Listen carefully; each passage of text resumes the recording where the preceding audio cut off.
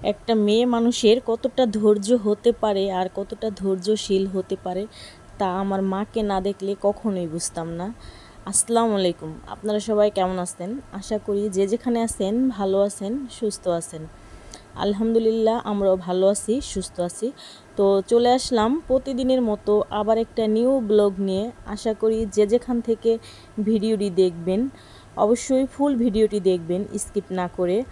আর যারা নতুন বন্ধুরা আছো অবশ্যই একটি করে সাবস্ক্রাইব করে দিবা, সাবস্ক্রাইব করে দিয়ে পাশে থাকবা, পাশে থাকা বেল আইকনটি অন করে দিবা যাতে আমি ভিডিও ছাড়ার সাথে সাথে নোটিফিকেশন চলে যায় তোমার কাছে। তো দেখতেই পাচ্ছেন যে মানে রান্নার ভিডিও, রান্না করতে চলে আসছে দুপুরবেলা।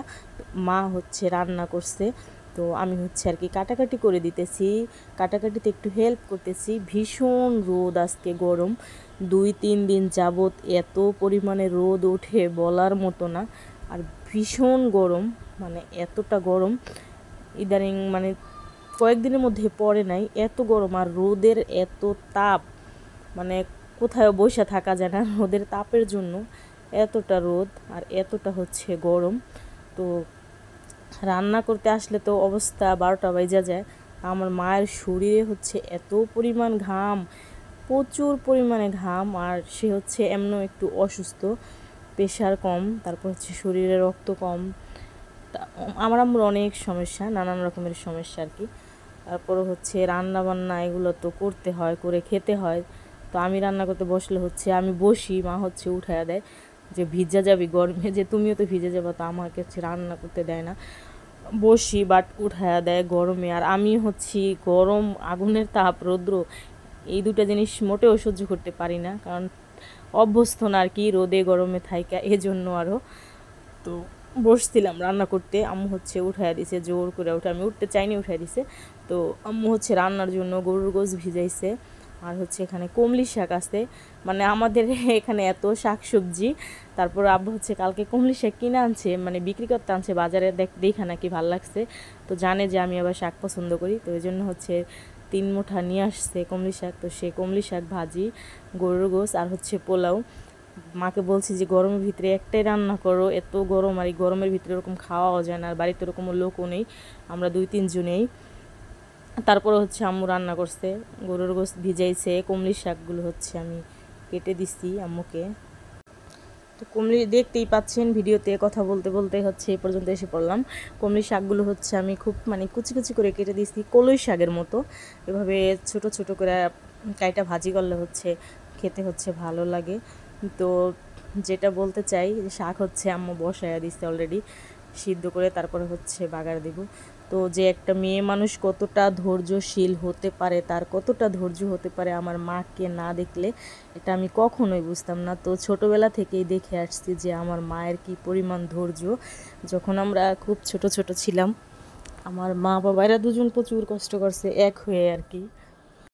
আমাদের হচ্ছে গৃহস্থ বাড়ি আর কি, মানে রসুন থেকে শুরু করে রসুন, পেঁয়াজ, পাট, ধান, জিরা, ধনিয়া, কালো জিরা, তারপরে হচ্ছে মাঝে মধ্যে যে গ্যান্ডারি ভিডিও দেখায়, গ্যান্ডারি, মরিচ, মানে A to Z একটা গৃহস্থ বাড়িতে যত রকমের ফসল করা হয় আমাদের বাড়িতে হচ্ছে সব করে, সব ধরনের ফসল করে।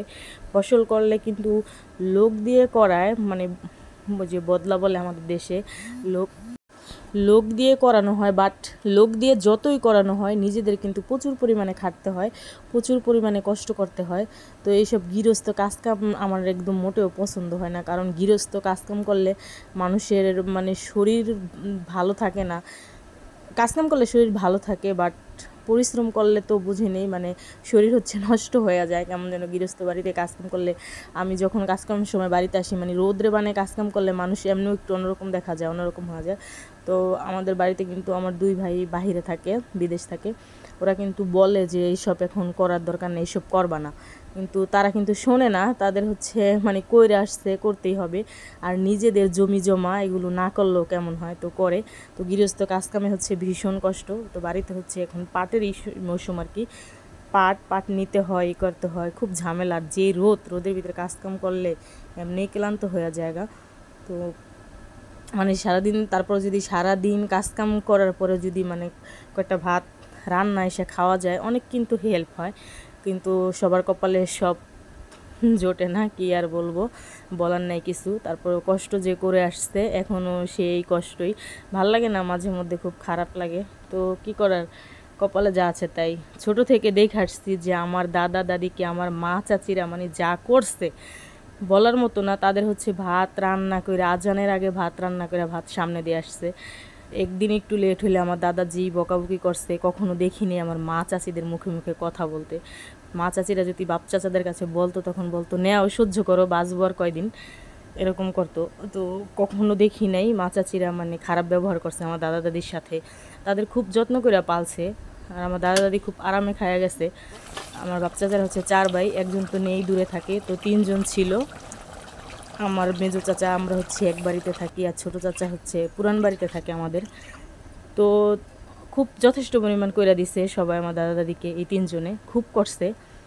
তো দোয়া আছে, মুরব্বীদের দোয়াও লাগে, মুরব্বীদের করলে। আমার দাদা আমার বাবাকে দোয়া দিয়ে গেছে, আমার মা ভীষণ করছে আমার দাদার জন্য, দোয়া দিয়ে গেছে। তো সে দোয়া কিন্তু আজ কাজে লাগছে, আল্লাহ খুব দিছে, অনেক দিছে।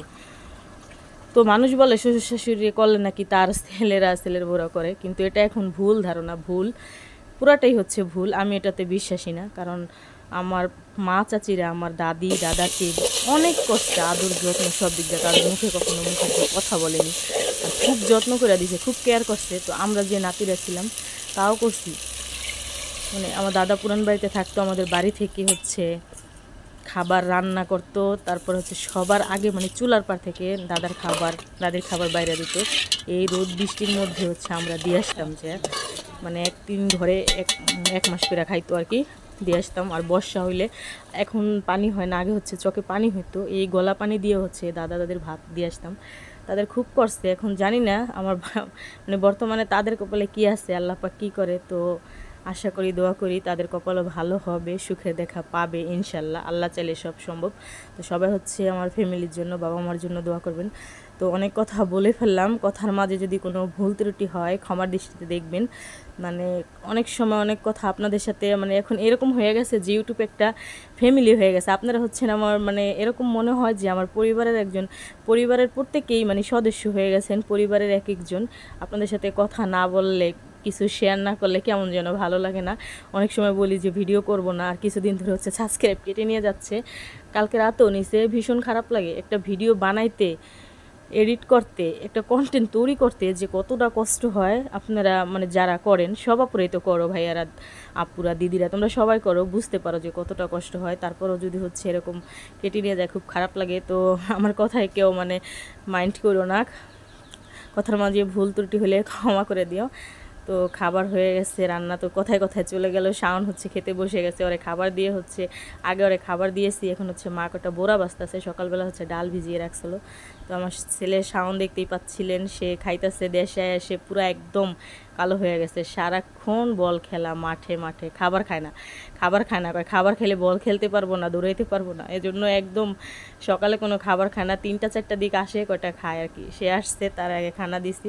আম্মু হচ্ছে বড়াগুলো ভাজতেছে, তো ভাবলাম যে একটু ভিডিও করি আর কি। তো অনেক কথা বলে ফেললাম আপনাদের সাথে।